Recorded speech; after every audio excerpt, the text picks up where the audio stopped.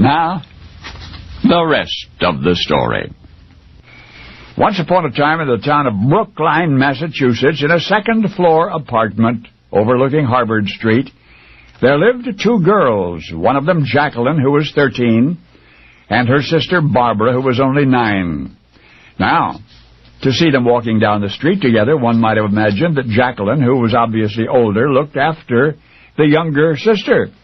But it was the other way around, for Jacqueline, learning disabled from birth, while appearing completely normal and healthy at first glance, would forever have the mind of a child.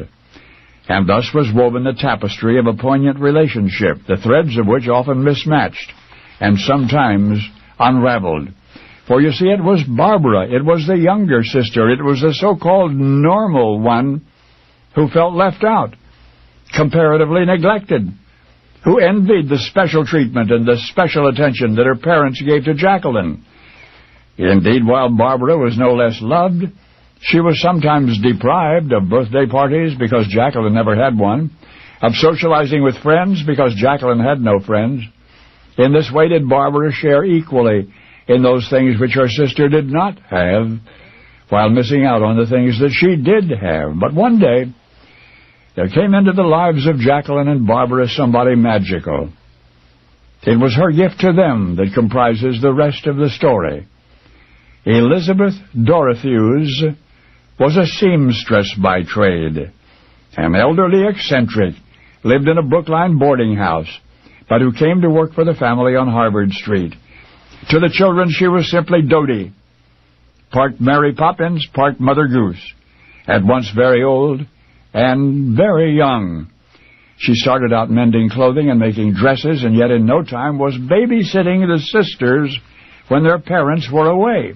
And what stories she could tell, tales in which were concealed her own gentle philosophy and boundless wisdom.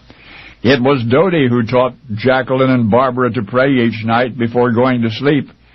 In fact, the very first Bible stories that the girls ever heard, they heard from Dodie. And so it was that two troubled children came to love a stranger who became a second mother. And something more. Ever so slowly, ever so surely, the hurt in little Barbara's heart, that hurt was healed by the old woman whose view of life became the cornerstone of Barbara's own. And for years, Dodie remained in the family's employ, loving the youngsters in wondrous ways that their parents could not. And then when Barbara was a senior in high school, beloved Dodie died. And yet, even still, these many years later, in the quiet hours away from the cacophony of a busy life, Barbara will sometimes sit and recall the warmth of a wrinkled hand or a particular smile or a sweet story told once upon a morning or a whispered bedtime prayer, all of them Dodie's, each of them Dodie's. And then do the other memories, the bitter ones, fade and die in the light of an unexpected love still held dear by Jacqueline's little sister, the little sister whom you know as journalist Barbara Walters. Only now you know the rest of the story.